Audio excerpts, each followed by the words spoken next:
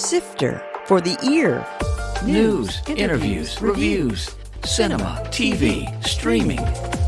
Action! Hi, y'all. This is Jerry Williams, a.k.a. TV Jerry. It was a sad day last week when I learned of the death of Paul Reubens. My daughter and I watched Pee-wee's Playhouse every Saturday morning, and I've always enjoyed his career.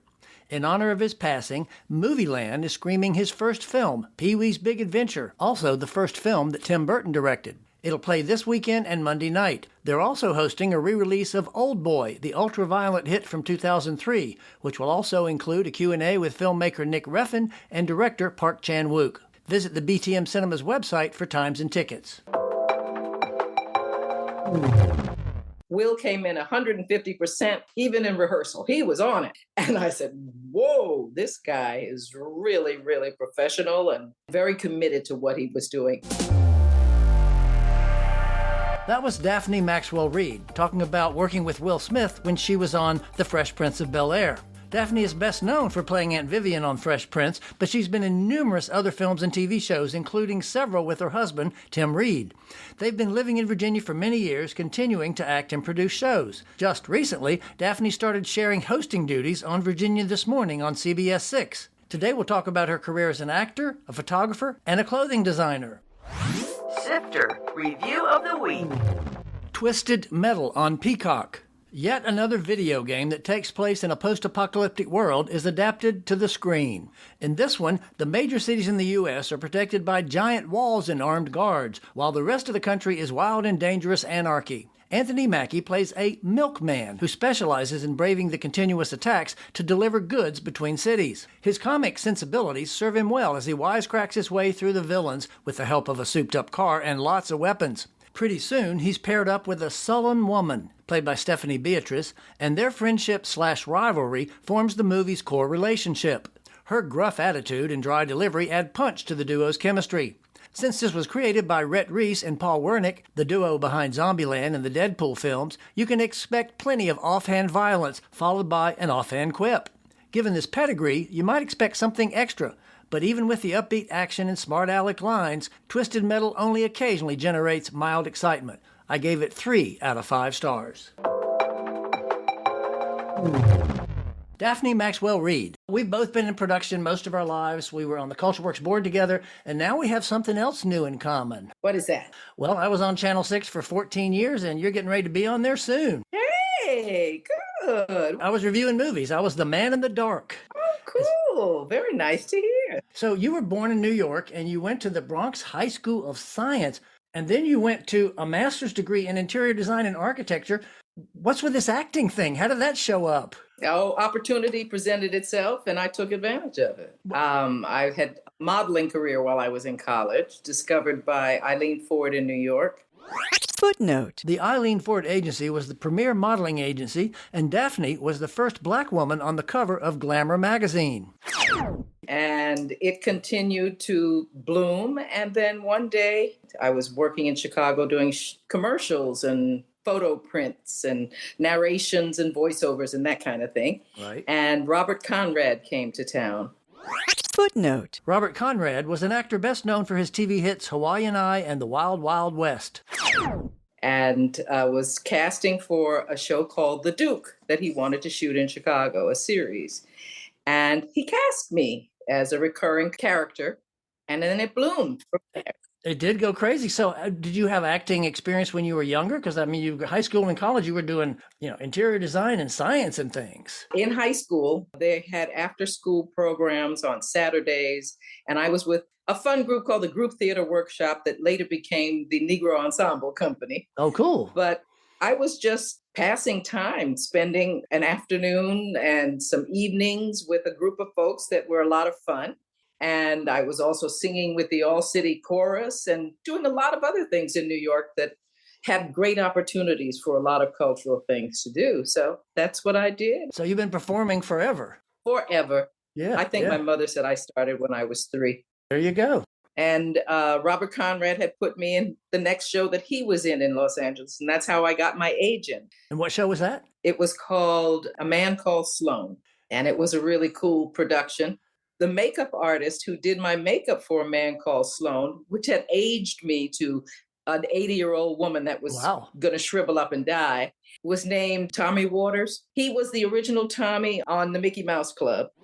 Footnote. Actually, his name was Tommy Cole, and he was in the original Mickey Mouse Club. And now he was a makeup artist in LA. And maybe 15 years later, I was auditioning for The Fresh Prince of Bel-Air, and he was my makeup artist for all my auditions. Oh, wow. I like the industry for that, the people that you meet and the people that you cross paths with and get to know. Very interesting industry. Speaking of one of those people you met and just kind of did a commercial with, and then you went away for a little while and you came back and crossed paths big time, is Tim Reid, your husband. How did that happen? That's a pretty wild story. Well, we were both in Chicago working. He was married to somebody. I was married to somebody else. And we just happened to be doing work together. And hi, how you? Yeah, fine. Okay. And then we go our separate ways. I didn't have any interest in him, nor he in me. And when I moved to Los Angeles, I had been divorced and he had been divorced. And friends from Chicago say, oh, you know who all else is here from Chicago? And we all would hang together. He called me one night, let's go have a 5-minute drink. I said, okay, I think I remember who you are. And that 5 minutes was 5 hours long. And now it's been, I think 43 years. Wow. Wow. Congratulations. So let's talk about some of those shows. What is the most memorable first experience you had in a big show? Well, it was a movie that really blew my mind. I was in a movie with Goldie Hawn. I was surprised that I was cast in a movie, number one, and it was called Protocol. Right. And I played some sort of animal costumed person in a bar, and she was the big emu or something. I don't know, but I thought it was wonderful that Herb Ross had cast me for any part. Really? So that was a nice toe into that field.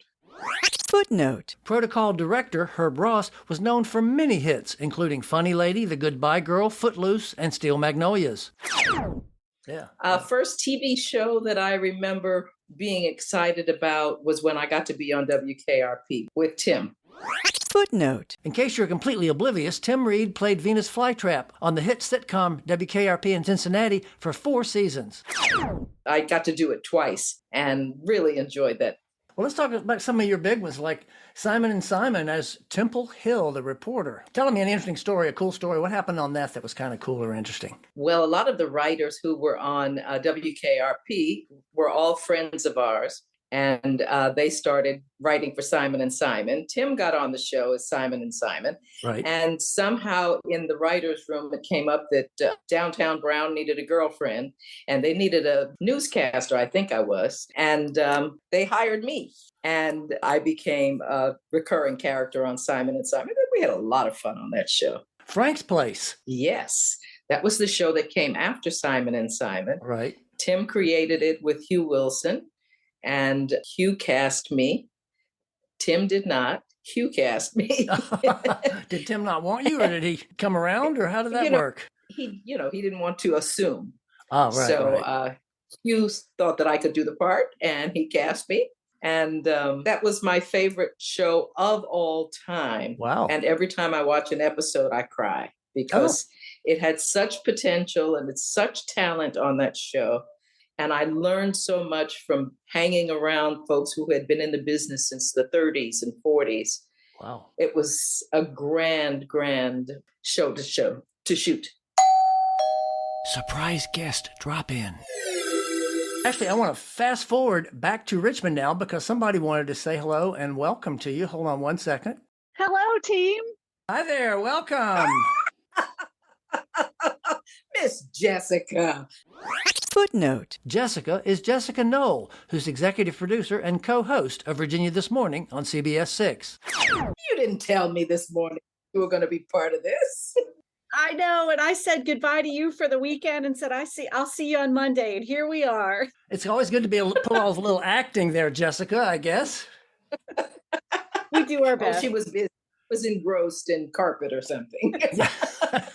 True. So how did y'all wrangle Daphne into being on the show? The only way they needed to, they just asked. Oh, okay.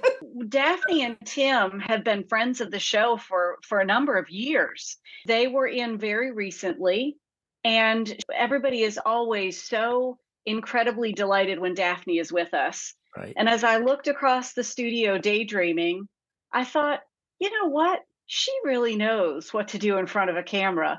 So I went rogue and I asked Daphne for her number quietly, and she gave it to me. So I thought that was a good sign and made the ask, which was just incredible. It Wow. was a simple ask. All you need to do is ask. Yeah. And if I got time, I'm with you. Yeah. And speaking of which, you got time. It's early in the morning. You're okay with getting up at those unholy hours, Daphne? Absolutely not. But I do it anyway. So, Jessica, what piece of advice can you give her about coming on the show and doing this? We're following her lead. She's already so warm and so welcoming in this community that we're just all working together. When I say she slid into the chair on the set and just took it from there, it really is the truth. So my best advice was a little bit to me of just watch and learn.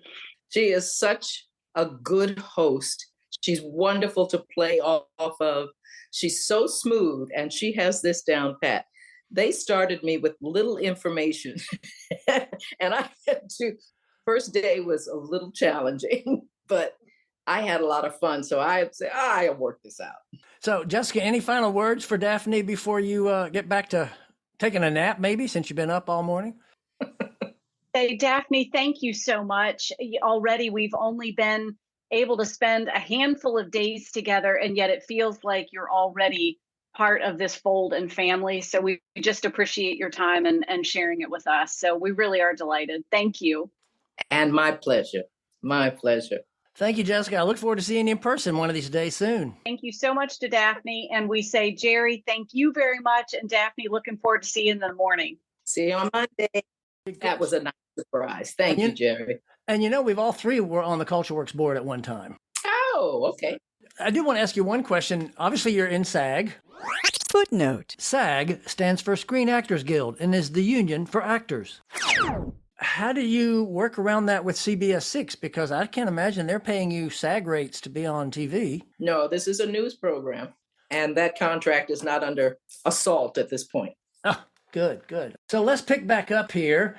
Snoops is another thing you did with Tim, a crime-solving duo. How was that? Obviously, you enjoy working with your husband.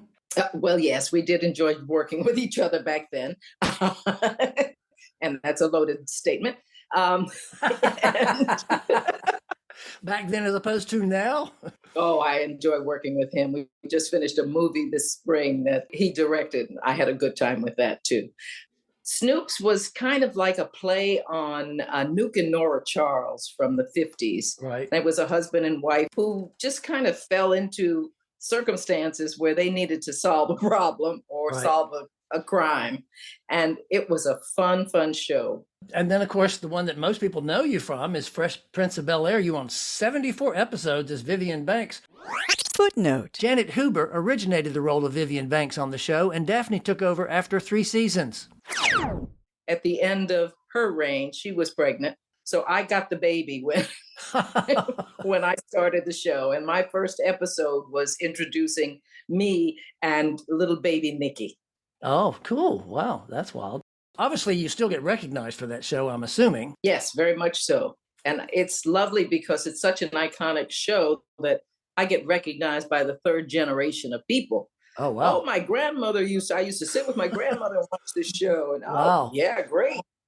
Keep it running. And speaking of that, there is the new show, Bel-Air, which you had a guest appearance on. How was that? Did they just call you up and say, hey, you want to come back and do this? Will told us at our reunion about 3 years ago that he would love to have us involved in things that he does. And since he's exec producer of this show, I guess he suggested that I come back. And I just was honored to be a part of the new version of Bel-Air. I love the characters. The actors are incredible. And I like that they get an opportunity in a 1-hour show to do a 360 of each of the characters. And they are more well-rounded, more than we get to do in a 27-minute sitcom where you say your lines, get the laugh, and walk off the stage. When you mentioned Will, how did you see Will Smith mature as an actor? I was very impressed with how much of a businessman he was and his commitment to what he was doing. Will came in 150%, even in rehearsal. He was on it. Wow. And I said, whoa, this guy is really, really professional and very committed to what he was doing. And in the background, he was doing business. Wow, wow. And I just want to clarify for the audience, when you say he was in the background doing business, he was working on business because, we also call it business when people are in the background, do some business in a show. So, but you mean he was doing business, not theatrical business. He was doing business. He was making his moves. There you go. Planning his future. It was great to see. So you talked about LA, but then you moved to Virginia. What made you and Tim decide to come to our beautiful state? When we were in LA and he was writing, producing, acting, directing Snoops, he was taking on too much pressure and his health was beginning to suffer. And we decided, okay, this is not how to live life. Absolutely. And he had a friend in Virginia who asked for his help. And it was Doug Wilder, who was running for governor at the time. Yep. And Tim had grown up in very segregated Virginia. And he said, if Doug Wilder gets elected, we should move back because that means that Virginia has come a long way. Wow. And we needed a place to run away to anyway. And we had visited Friends, one of the directors of our episodes of Snoops was an Englishman who lived in Charlottesville. And we had visited him and we said, oh, it's pretty nice here. Oh, yeah. So we bought a farm in Charlottesville and moved here because Wilder won. Made history all over the world, actually. Footnote. In case you don't know your Virginia history, Douglas Wilder was elected the first black governor in the United States in 1989. It was a changed Virginia. And it's still changing, as I'm sure you've noticed. Hopefully. Yeah. At some point, you left Charlottesville and decided to open New Millennium Studios. What made that decision happen? Tim started taking control of his product. He was writing and producing and directing and making deals and making films. And he wanted to do it from Virginia. So he decided to talk to some friends and got some folks together and said, let's build a studio here. They don't have one. Right. So we did. And we found Petersburg. Yep. And it was the only black-owned studio in the United States at the time. Yes, it was. And it was the first one since Oscar Michaud and the Johnson brothers, who had studios in other places like New York and California back in the 40s. Right. Then in 2015, y'all decided to sell it. Did y'all decide you've had enough? You want to move on? You got other things to do? Or we had a legislature that didn't understand tax credits, and a lot of our clients were going to Canada, Georgia, because they were giving tax credits. And our business could not survive doing that. And we decided it was not worth the effort to spend more than the 15 years we had tried to tell the legislature about the return on investment for doing that. And we just said, never mind. We'll do something else. Speaking of which, doing so many things. I mean, you've got clothes you've designed, you've got cookbooks, you've got doors that you shoot all around the world and tote bags.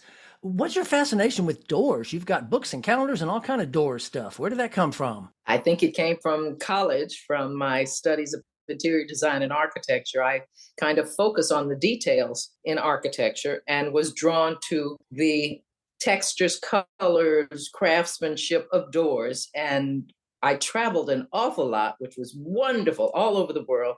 And I just take pictures. And I realized that I mostly take pictures of doors. Wow. So a friend who I was working with at the VMFA when I was doing something called Art on the Air, I would come back and we'd have lunch and they said, oh, let's see what you did this time on your trip.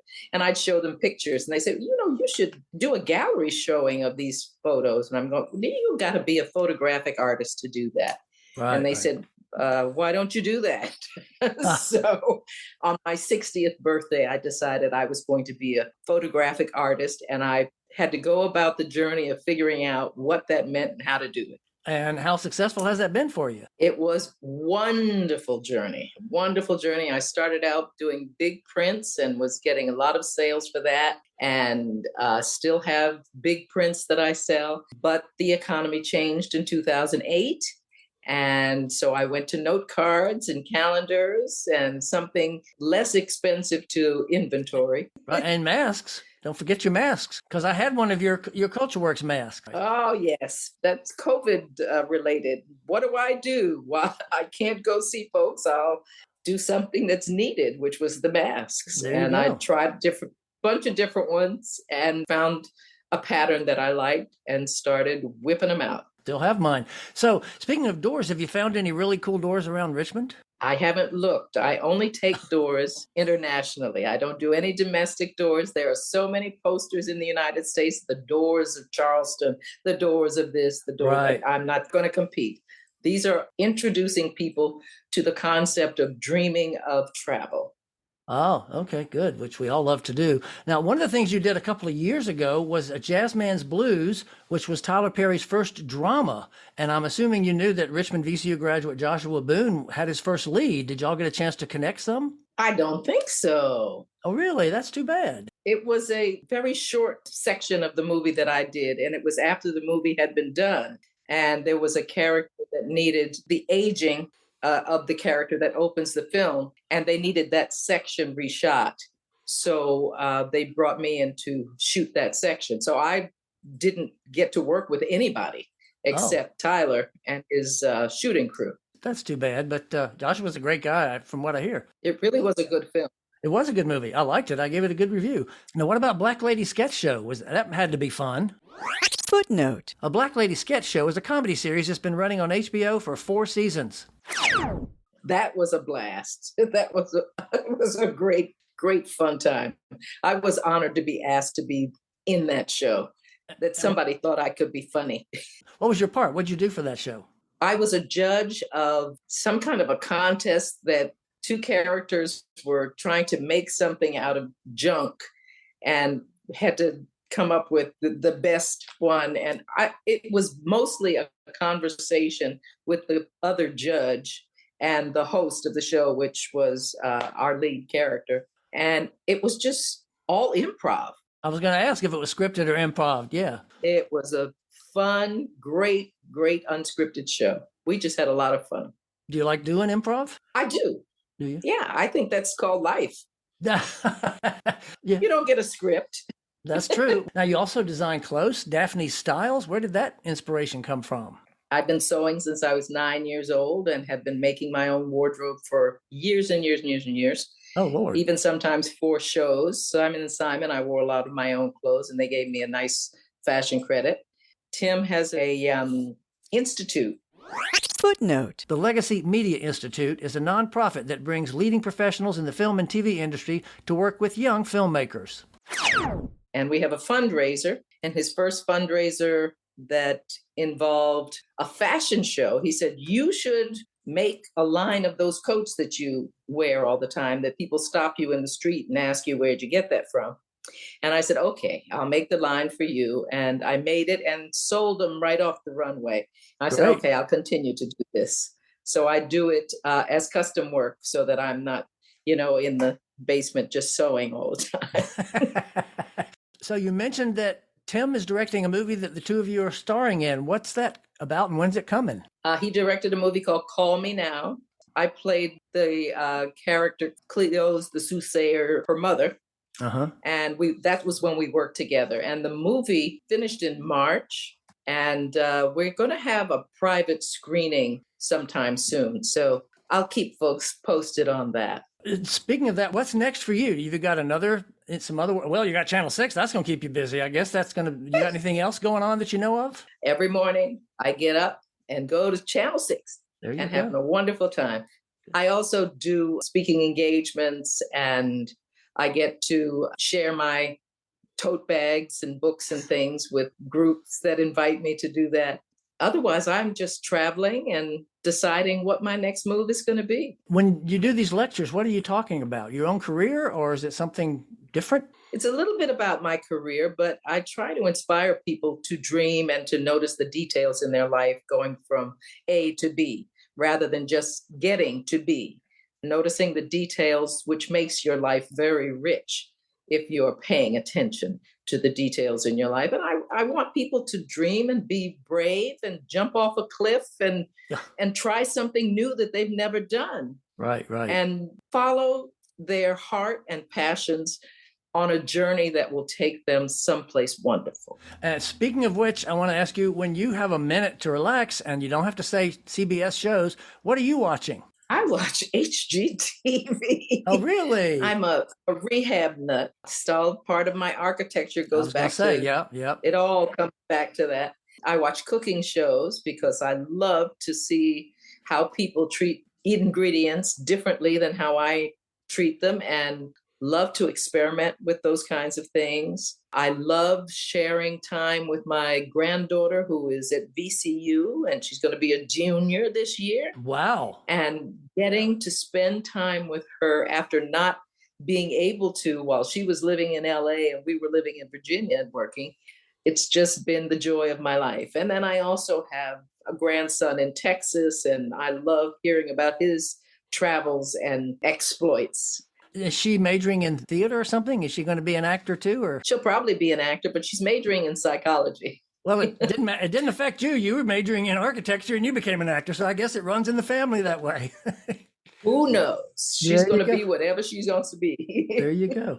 Well, Daphne, this has been fascinating and loads of fun. It's good to have a chance to sit down and actually talk to you. And I won't be up every morning at that hour, but I will try to record it some so I can see you working in the mornings. Or you can catch us on the WTVR.com. Oh, that's true. All the episodes are there. So come visit. Okie dokie. Good to talk to you. Thank you. Be well.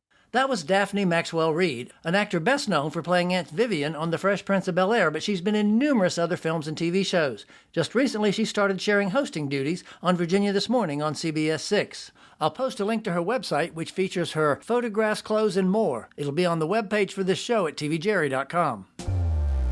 Coming soon. In theaters. The Last Voyage of the Demeter.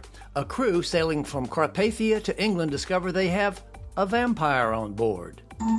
Jules. Ben Kingsley is living quietly until a UFO lands in his backyard and he takes an alien into his home. The Pod Generation. Amelia Clarke and Chiwetel Ejiofor play a couple in a futuristic world who consider birthing their baby in a detachable artificial womb. Bobcat Moretti, an obese MS patient, decides to take up his father's sport of boxing. It was filmed over a year so the lead could lose 154 pounds. Gran Turismo, based on a true story. We'll have previews this weekend before it opens next week. This is based on the story of a young gamer who enters a competition to become a pro. TV and streaming. Heart of Stone on Netflix. Gal Gadot stars with Jamie Dornan in this latest attempt at a woman action hero franchise. Red, White, and Royal Blue on Amazon. A feud between the son of an American president and Britain's prince gets romantic? Behind Your Touch on Netflix. This Korean rom-com features a vet who can see the past of animals and humans by touching their bottoms. The Monkey King on Netflix. This animated adventure revolves around the titular monkey and his magical fighting stick. Winning Time, The Rise of the Lakers Dynasty returns for Season 2 on Max.